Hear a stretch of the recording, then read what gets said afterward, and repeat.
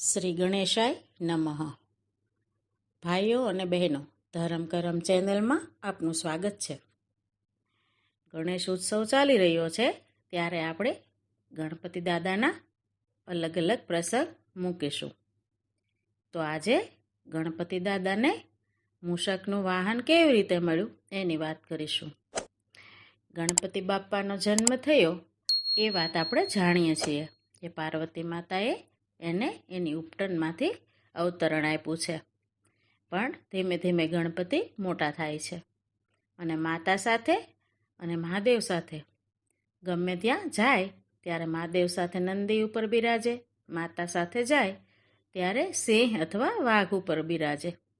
એક દિવસ ગણેશ કહે છે, માતા મારે એક વાત કહેવી છે તમને. તો માતા કહે છે, હા ગણેશ બોલ. તો કહે છે, જેટલા દેવ છે ને એ બધા આગળ તો વાહન છે, તો મારે કેમ નહીં? ઇન્દ્રની આગળ ઐરાવત છે, વિષ્ણુ ભગવાન આગળ ગરુડ છે, પિતાજી આગળ નંદી છે, તમારી આગળ સિંહ છે, એમ બધા આગળ અલગ અલગ છે, તો મારી આગળ કેમ નહીં? તો માતા એને કહે છે કે એ દેવની યોગ્યતા પ્રમાણે એના ટાઈમે એ બધું મળી રહે. તો કહે છે કંઈ વાંધો નહીં. થોડો ટાઈમ જાય છે એટલે મહાદેવને બહાર જવાનું થાય ભક્તોના કામે, ક્યારેક માતાને પણ થાય.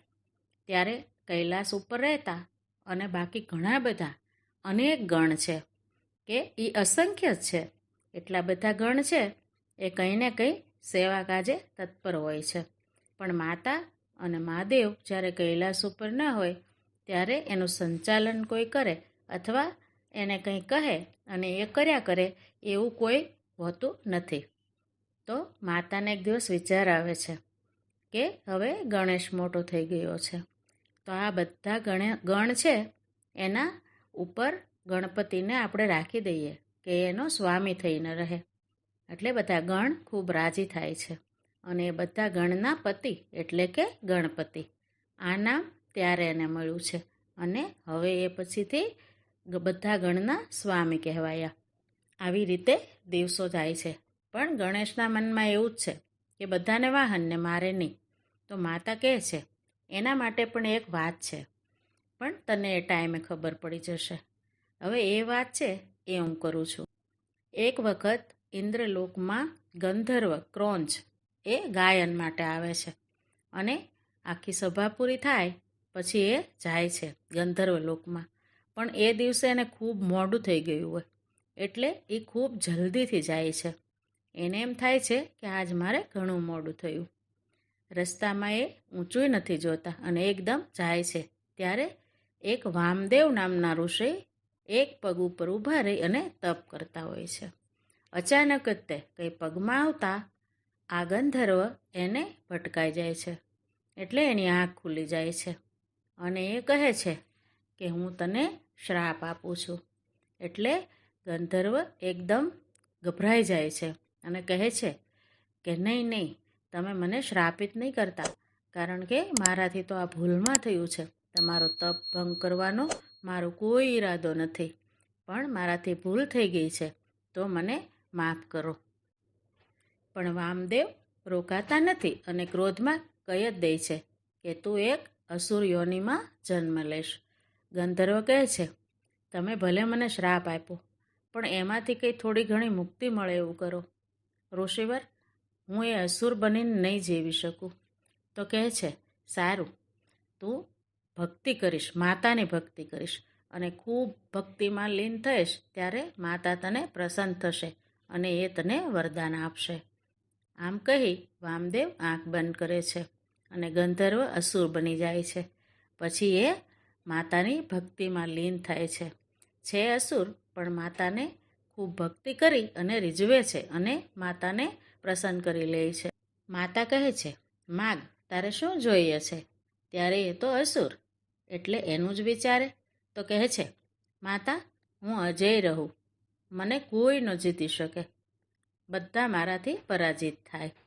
તો કહે છે તથાસ્તુ અને માતા આંખ બંધ કરે છે.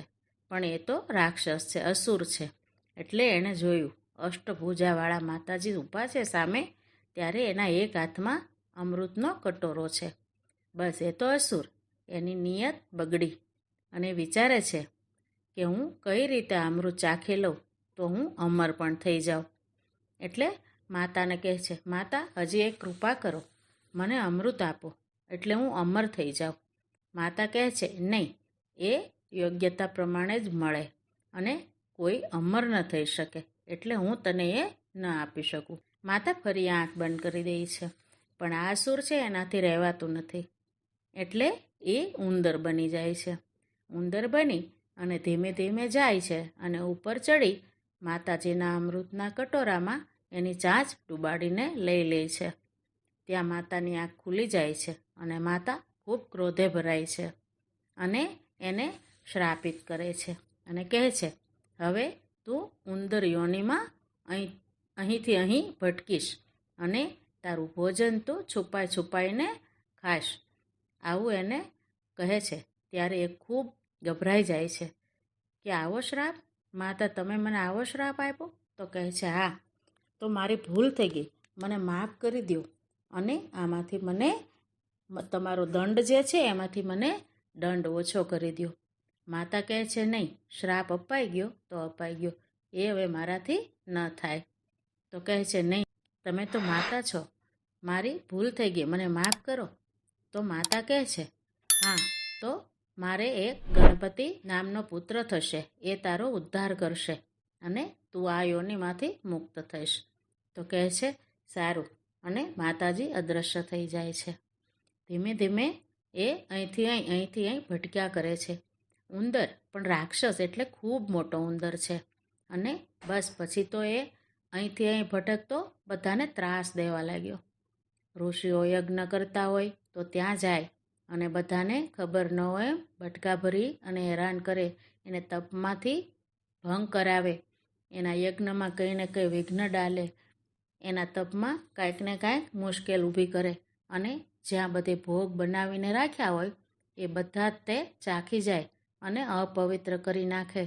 આવી રીતે એ અત્યાચાર કરતો ફરવા લાગ્યો.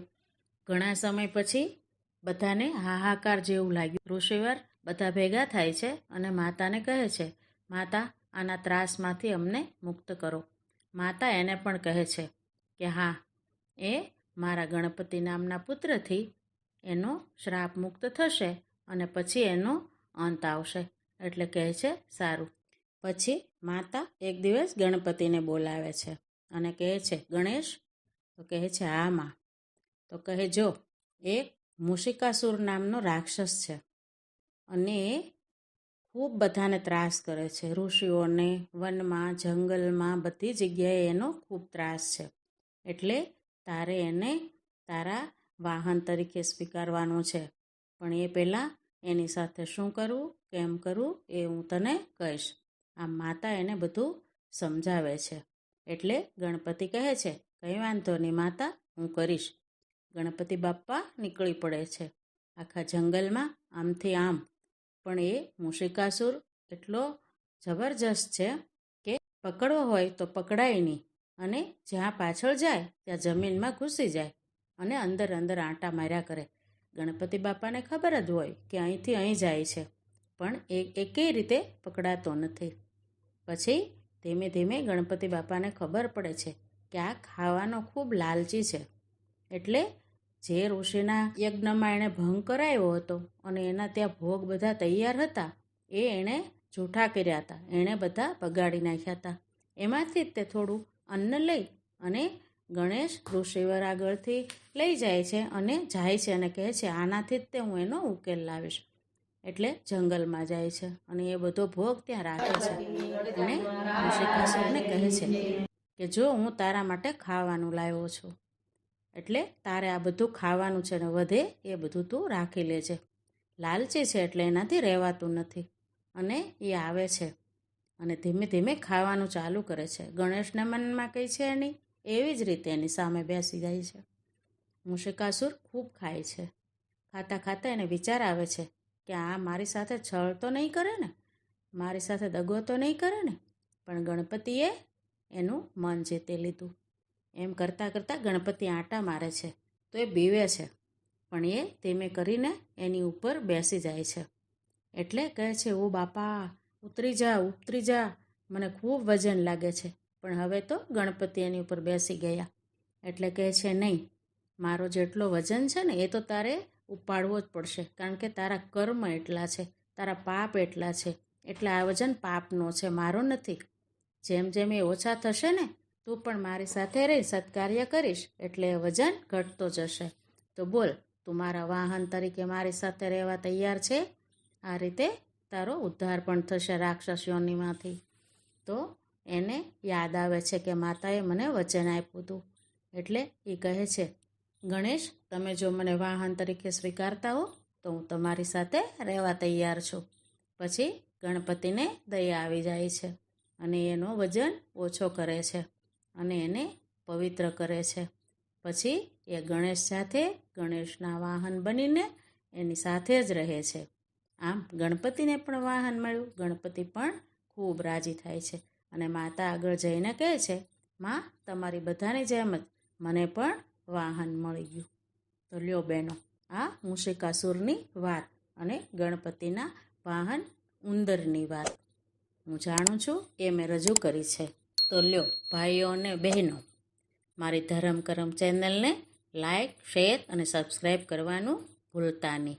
ગણપતિ ઉત્સવના ગણપતિ બાપ્પા મોરયા.